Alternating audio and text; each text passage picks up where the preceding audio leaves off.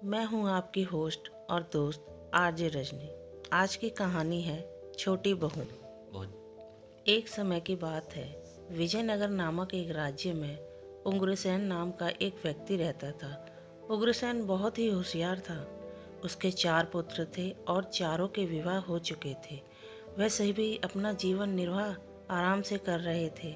समय के साथ उग्रसेन वृद्ध हो चले थे।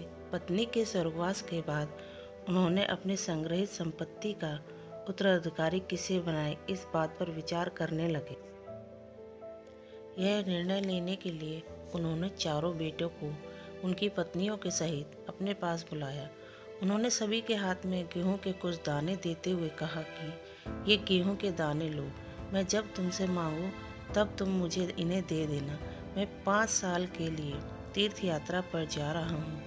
जो इन दानों को सही हिफाजत करके और मुझे वापस करेगा, मैं उसे ही अपनी सारी संपत्ति का वारिस बनाऊंगा। इतना कहकर उग्रसेन अगले ही दिन तीर्थ यात्रा पर निकल पड़े। बड़े बेटे बहू ने सोचा पिताजी सठिया गए हैं। उन्होंने दानों को तुरंत खा लिया और सोचा कि जब पिताजी मांगेंगे तो भंडार घर में से गेहूं के दाने उठाकर उन्हें दे देंगे। उन्हें क्या पता चलेगा कि यह दाने कौन से हैं। दूसरी बहू ने उन गेहूं के दानों को लापरवाही से कूड़े के ढेर पर फेंक दिया।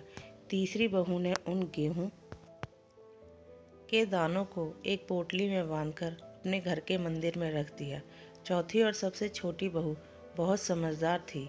उसने उन गेहूं के दानों को अपने खेत में बो दिया, जिससे उसमें से कुछ फसल पैदा हुई, जिससे गेहूं के और दाने बने। इस तरह धीरे धीरे गेहूं और उन दानों को बार बार बोने से 5 साल में 50 बोरी गेहूं तैयार हो गया।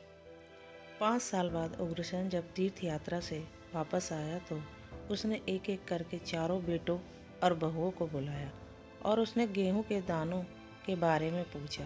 पहले बेटे ने भंडार घर से गेहूं के दाने लाकर अपने पिताजी को दे दिए। दूसरी बहू ने बोला कि मैंने वह गेहूं के दाने कूड़े के ढेर में फेंक दिए।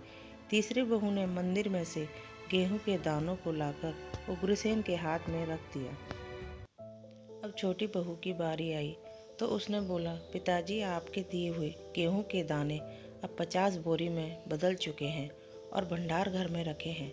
उन दानों पर आपका ही हक है। यह देखकर उग्रसेन बहुत खुश हुआ और उसने अपनी सारी संपत्ति अपनी छोटी बहू के नाम कर दी।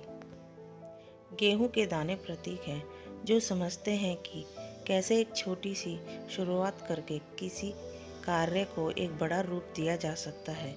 विवेक का मतलब है कि कैसे हम कम से कम संसाधनों में उनसे ज़्यादा से ज़्यादा परिणाम प्राप्त करें।